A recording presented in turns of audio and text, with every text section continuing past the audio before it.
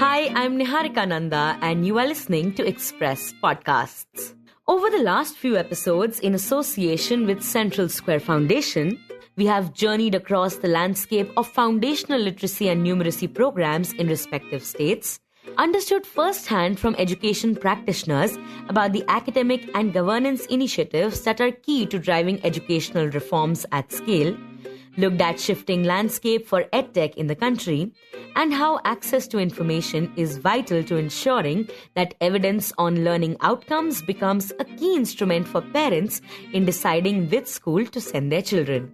Today, we take you on a journey forward to imagining what the next phase of FLN reforms could look like in our country. It has been over 4 years since the NIPUN Bharat Mission launched and ushered in significant strides in learning outcomes among children from pre-primary to grade 3. This is the age when children develop the crucial skills of reading and performing basic math, which are vital for sustaining lifelong learning and shaping their future development. In this episode, we'll explore the learnings and best practices from the NIPUN Bharat Mission and what steps would be required in the coming years to ensure that all children achieve NIPUN competencies in literacy and numeracy, along with strategies for scaling the learning level outcomes. In this conversation, we'll be joined by Shaveta Sharma-Kukreja, CEO and Managing Director, Central Square Foundation, who leads the foundation's work in foundational literacy and numeracy, early childhood education, EdTech, and school governance. But before we take a step forward, let's take a moment to pause and reflect on what the last 4 years of the NIPUN Bharat Mission have been like. So, Shaveta, what were some of the most striking moments in learning that you observed in classrooms since the NIPUN Bharat Mission launched in 2021? The most striking aspect of India's Foundational Literacy and Numeracy Mission, NIPUN Bharat, has been the way it's unified and radically prioritized early learning across the entire school education system in India.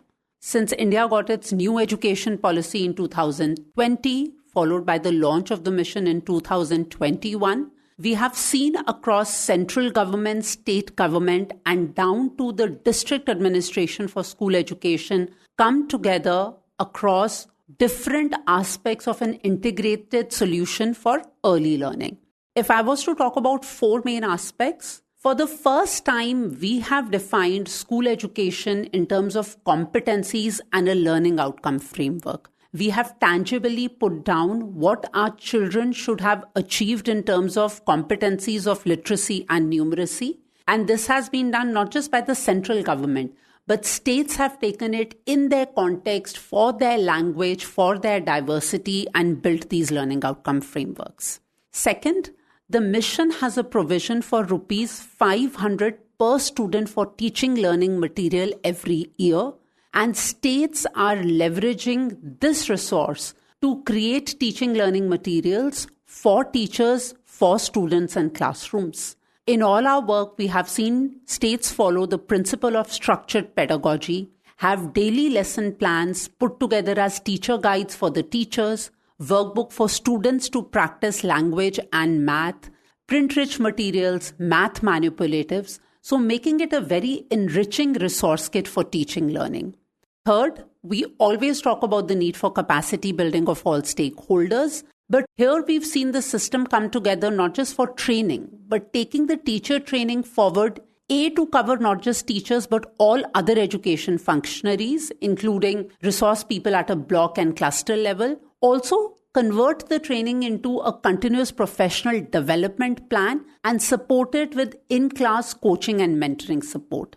Finally, one of the very powerful levers has been the use of assessments. From the formative assessments that the teachers are doing in classroom to check whether or not the children are learning, what additional support they need, to large-scale assessments being done both at a state and a national level to track progress, to review progress, and to make sure that we are supporting not just our children but also our teachers in this learning journey. Right, so one can safely say that the NIPUN Bharat Mission has been working.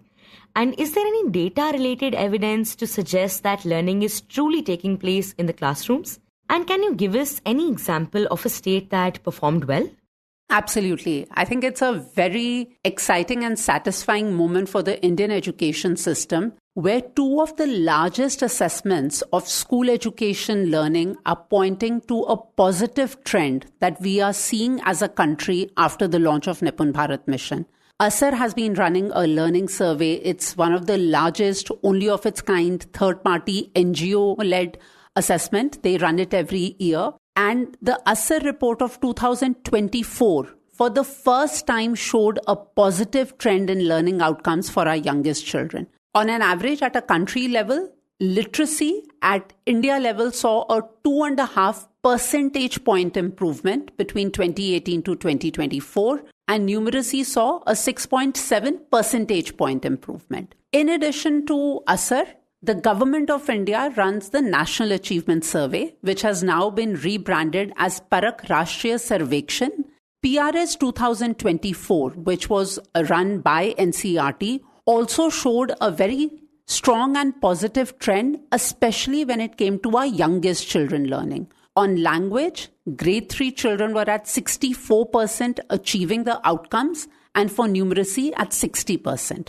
Some salient aspects of PRS: it actually showed government schools are doing better than private schools. It also showed rural schools having strong learning improvement gains, and the trend that our youngest children are doing better than the outcomes of PRS for grades 6 and 9.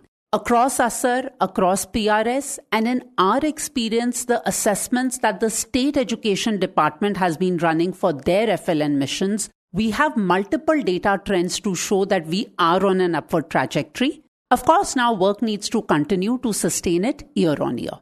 And I think one of the most exciting data sets that emerged on learning was the performance of Uttar Pradesh as a state. Historically, UP has not been known as a state that pulls up India's performance on any social indicator. This time, the USER grade 3 results at a country level would not have been positive had it not been for the very strong performance that UP as a state showed. While I spoke about the percentage improvements at a country level, which were about 2.5 and 6.7 for language and math, for Uttar Pradesh, the percentage improvement for grade 3 literacy was 15.5 percentage points. So about 12.5 going to almost 28% children learning. And for numeracy, from about 11% to more than 31%, which meant a 20 percentage point of improvement. And I think that gives not just hope, but also accelerates the dreams and aspirations of everyone working in education that this is possible and we need to persist. Right. And what kind of an approach does CSF follow to ensure maximum impact on the ground at both the state and the district levels? Central Square Foundation works on foundational literacy and numeracy with 11 states across the country. We are a catalytic partner that works in close coordination with the Department of Education, the Samagra Shiksha Abhiyan offices in the states, and the State Council of Education Research and Training, the SCRT institution. We basically ensure that we are there as a knowledge partner, as a thought partner on all the components from design, deployment, and impact of the state's FLN mission at scale for every student in the government school system of the state, for every teacher and in every classroom. The start of a positive trend is a journey well started, but here on we need to make sure that this trend is not only sustained, but strengthened year on year. Our aspiration is that ensuring children in early grades are learning what they need to. Teachers are training them, doing their formative assessments, giving them the support. Taking responsibility of their development has to become muscle memory, not just for the teachers, but the entire education system.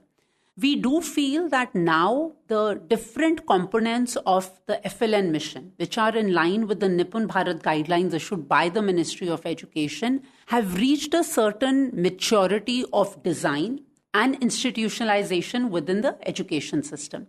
The first thing that we need to make sure is all these components go through whatever necessary iteration that we need from the state context. While all of them have been a part of the state education system for almost 3 full academic years now, the learnings which come from the context of teachers implementing it on a daily basis have to feed back into the design of the components so they are strengthened and made relevant to the requirements of all children. The second big focus area is to work and support with districts as the administrative unit of change. The education system is set up with district leadership, both in terms of officers working on education and also institutions like the DIET, which is the District Institute of Education and Training. And how do we leverage the staff, the leadership, and the institutional structures at a district level to take all the guidance of the mission that is coming from the state capital and make sure the last mile delivery across the system in every classroom by every teacher every day. And Shaveta, as someone who has closely seen the NIPUN Bharat mission unfold, what have been some of the best practices across states that you have witnessed during the mission? And could you talk us through some of them? Central Square Foundation works on FLN missions across 11 states in India. And I'll try and share a few examples of what the best practices have been. In fact, the early adopters for Foundational Literacy and Numeracy have been the Hindi-speaking states of Uttar Pradesh and Madhya Pradesh. We started our work on FLN in both these states in 2019. And Niharika, what is significant is that these states prioritized early learning even before NEP and NIPUN Bharat got launched. So they have in a way pioneered and got a head start compared to the rest of the country. Uttar Pradesh had the strong political will to support early learning, and they hired a new dedicated cadre of coaches and mentors to support the education system called the ARPs, Academic Resource People. States like Odisha have been doing a very thorough and strong job when it comes to their monthly cluster meetings. These aid the professional learning communities of the education system coming together to discuss best practices, to discuss issues, and to problem solve together live rather than wait for, a once a year professional training. Haryana as a state has been working very effectively with district coordinators for monitoring the progress of NIPUN Haryana. NIPUN Bharat had the provision of a fellowship to get launched to support NIPUN at a district level. In our experience, 2 states, Tamil Nadu and Madhya Pradesh, took a head start and launched successful district fellowship programs in both the states, which allowed the state education institutions to then stay engaged with the districts and monitor the progress and review the progress of the mission. Another example is focusing on the 5-year-old in a kindergarten class within the school education department. Uttar Pradesh is working on a Bal Vatika program for the 5-year-old. Odisha has ambitiously announced the launch of Shishu Vatika across all the 45,000 schools in the states. So these are some examples of different best practices of what every state in their own context and as is relevant to their current design of the mission and the education system, different practices and different components that the states are working on. And these practices are definitely showing results. But Shaveta, how can we sustain the momentum of the mission beyond the 2026-2027 deadline? What needs to happen to ensure that states and, of course, other key stakeholders as well feel supported in embedding FLN deeply into the education system? I think one of the strategic decisions that now the ministry themselves have been talking about is the need to extend the mission beyond 2027. We have started strong, but we have to sustain it. And also, there is a strategic and a pragmatic realization that for a country as large and complex as India, we will not solve early learning over a 5-year mission. There are active signals and conversations by the ministry, by government officials for NIPUN to get extended. We are very excited about it. I think the sector is looking forward not just for the extension on a timeline perspective, but also expanding it to include grades 3, 4, and 5. Our children do need additional support to make sure they are at grade level. They have learned to read, so they are competent in basic mathematical and arithmetic skills.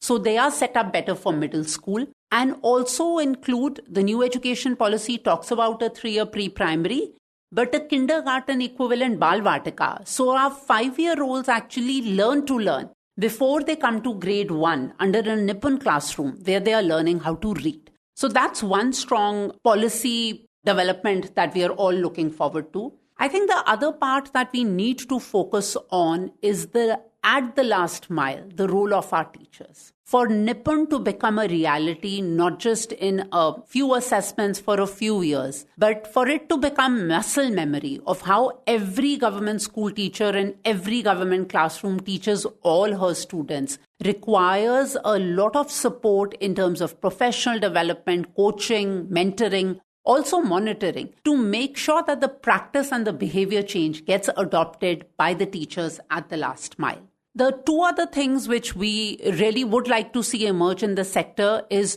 strong continued salience for early learning in FLN, both at a political level as well as a bureaucratic level. I think that sends a strong positive signal and energizes the sector to continue to prioritize early learning and work towards FLN. And one missing component that I do hope we see a lot more of is community participation and engagement. I think the role of parents, whether it's the decision I make as a parent in the morning or whether or not my young child will go to school today. So from influencing attendance to willingness to engage with, EdTech solutions from home learning, which get integrated to what the teacher is teaching in the classroom, to also parents feeling the agency and holding schools more accountable for learning. So I think linking the last mile of teacher engagement with strong political will and community participation will really go a far way in institutionalizing early learning and NIPUN into the fabric of our classrooms and our education system. And talking about the future, how do you envision this mission transforming the Indian education system in the long term? And what will success look like in 3 to 5 years for NIPUN 2.0? I think the biggest transformation that NIPUN should bring to India is to wipe away the fact that India has had an early learning crisis for so long. As an education system in our country, enrollment is not an issue. Our children are enrolled in schools, they come to school, but they are not learning. So the first thing that NIPUN will help us transform is schooling in India leads to learning. That's one. Second, when the system actually sees that an integrated solution across different components of teaching, learning material, professional development, parents and community, assessment, strong political and bureaucratic will, it will energize the system to the idea of the potential of what is possible. So it's easy to get lost in the challenges and the complexity of the education system, but nothing energizes a system than success by itself. And hopefully that will allow us as a country to become more ambitious, not just about early learning, but outcomes in middle school, which plays a very critical bridge between early years of learning and the secondary school education system, which sets the path for future career pathways for our children. So lifting the floor level ambition of what we want our children to achieve, not just in early years, but middle school, high school, and thereon. And that is really the hope, that the transformation that NIPUN brings to Indian education system is not just for early learning, but it's to energize, revitalize, build the institutional capacity of the education system in its entirety, from kindergarten to grade 12. We will then not just have the capabilities and capacities built into the system, but the evidence of seeing that when an integrated mission design comes together and all stakeholders implement their part of that role, change is possible, transformation is possible. The success of NIPUN, where our children truly learn to learn and learn to read, will significantly contribute to their onward journeys in middle school, in secondary school, and whatever higher education tracks they choose to pursue, which actually is critical for an economic imperative towards the dream of Viksit Bharat. Our children are the future of our country. Our children are the ones who will lead us into that dream of Viksit Bharat, and making sure their foundational years are set up successfully will truly make it transformative in their individual journeys, the journey of the education system, and for us collectively as Bharat. You were listening to Shaveta Sharma-Kukreja in the 5th and final episode of our series in association with CSF. This episode was edited and mixed by Suresh Pawar and produced by me, Niharika Nanda. If you want to listen to the previous episodes of the series, the links for the same have been provided in the description. If you like the show, then do subscribe to us wherever you get your podcasts. You can also recommend the show to someone you think will like it. Share it with a friend or someone in your family. It's the best way for people to get to know about us. You can also tweet us at Express Podcasts or write to us at podcasts@indianexpress.com.